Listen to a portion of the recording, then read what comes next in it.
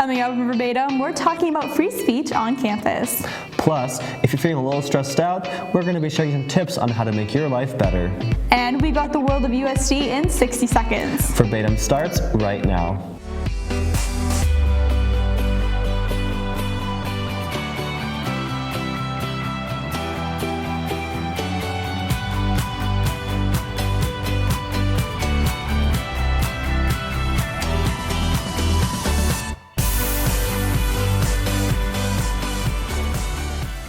Welcome back to another episode of Verbatim.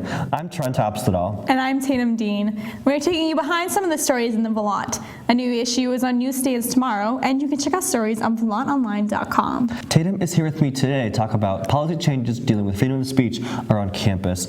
And this really is a culmination of a few different things that have happened in the past month or so.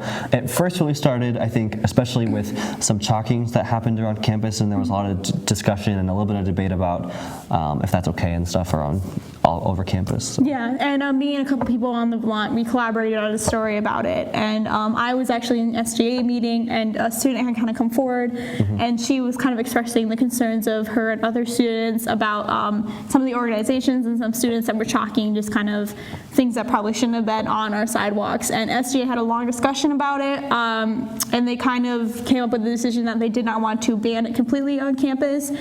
They didn't want to censor anything, but they did discuss maybe possibly having an area on campus for students to kind of chalk things or say things or post things that might be a bit controversial. So yeah, it was an interesting debate. Yes, and so following that, the Volant's editorial board had a discussion about it because it was a pretty big deal at the time, and we really felt as a board that freedom of speech should not be restricted by any entity, really. So we had an editorial about that, talking about how the university should really reassess their policies, and especially in just some of the ways that they express how they have control over stuff. And so I think in response to the sidewalk chalking thing with the SGA and that debate they had and that whole discussion, and then with the editorial, the President's Executive Committee has come together on Monday, this past Monday, and they discussed ways that they want to maybe change the policy of freedom of speech around campus, especially dealing with in the policy about the locations where people can protest, or as they say in this email, about demonstrations, whatever they may be, whether it be physically people standing there or kind of the more discreet sidewalk chalkings. And so they're looking to do that, but they really want to assure students in the community that USD does respect free speech, the First Amendment, and they really believe in that. And so they don't really think that they can restrict it, and they don't want to, but they do want to maybe reassess and clarify their policy a little bit. Yeah, I think the biggest thing is more so not so much what students kind of think, because I mean, we as college students, kind of need to be challenged in our ideals, but more so students that are, touring campuses and students that are trying to get to come here. I think that's going to be a bigger deal, more so with them, and I just don't know if that's something that we want to have all over the college campus, but it would be interesting to see how this all kind of plays out.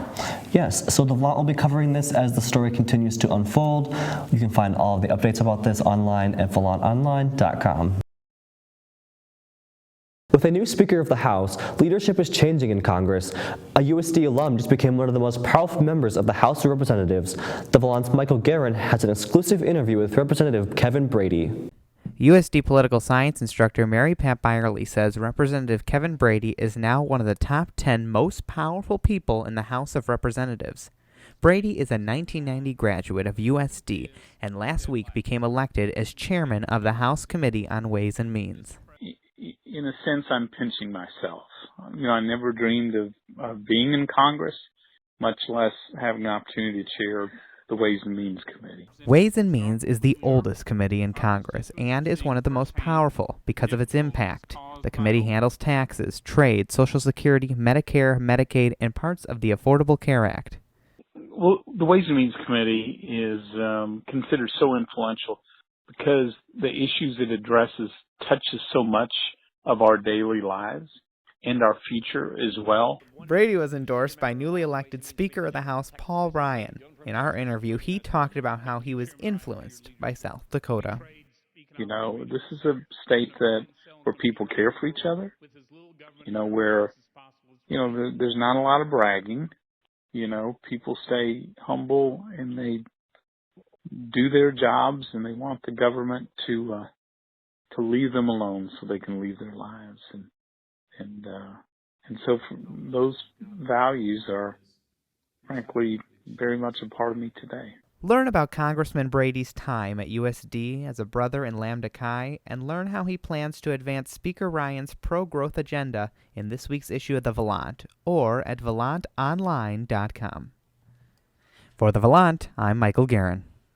Coming up after the break, we'll be taking a look at different things you can do to be less stressed. We'll be back in just 15 seconds. They said I have troll teeth. That my voice sounded like a possessed baby doll. That no one would ever love someone as stupid as me. That I was fat, ugly. Disgusting.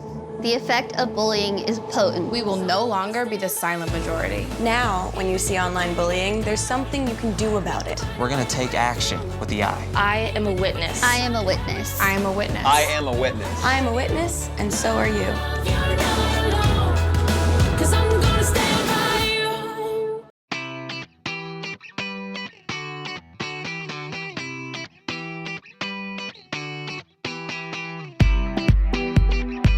It's that time in the semester where you're cramming to get everything done.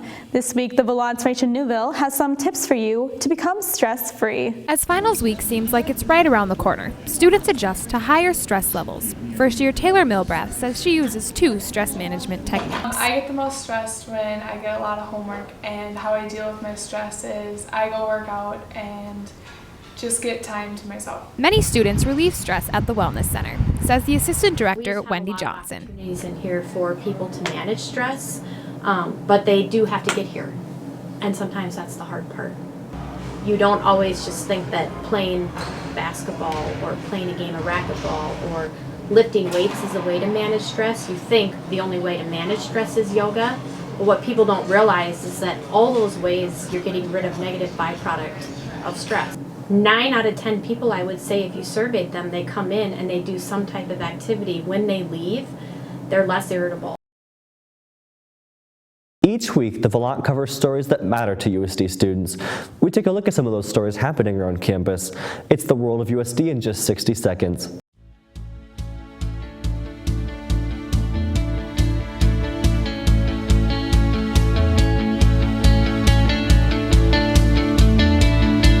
Tuesday, students who speak Spanish were invited to a conversation table.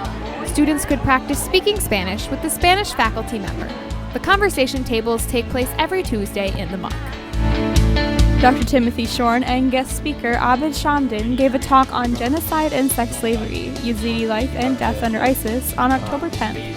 Shorn and Yazidi community member of Lincoln, Nebraska, Shamdan, addressed the treatment of Yazidi population by ISIS in Syria and Iraq, especially Yazidi women. This past weekend, the Coyotes beat Southern Illinois 34-31. This game honored veterans. Some members of the ROTC program rappelled from the top of the Dakota Dome with the game ball.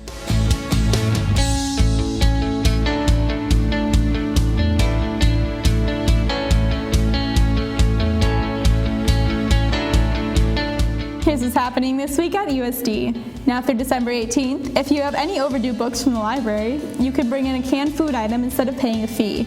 Everything raised will be donated to the Vermilion Food Pantry. This weekend is the big SDSU versus USD football game. Head on out for tailgating and pack the dome for the rivalry game this Saturday. You can also check out the Cross Media Council's Yotes vs. Jacks pregame special. The show will air Thursday and Friday at 5 p.m. on cable channel 21. You can also watch it in the Muck.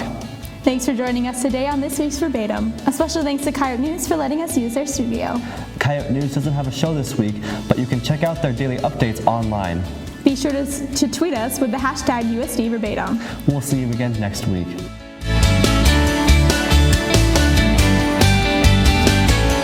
The Volant is now on your iPhone and iPad with Apple News. Subscribe today.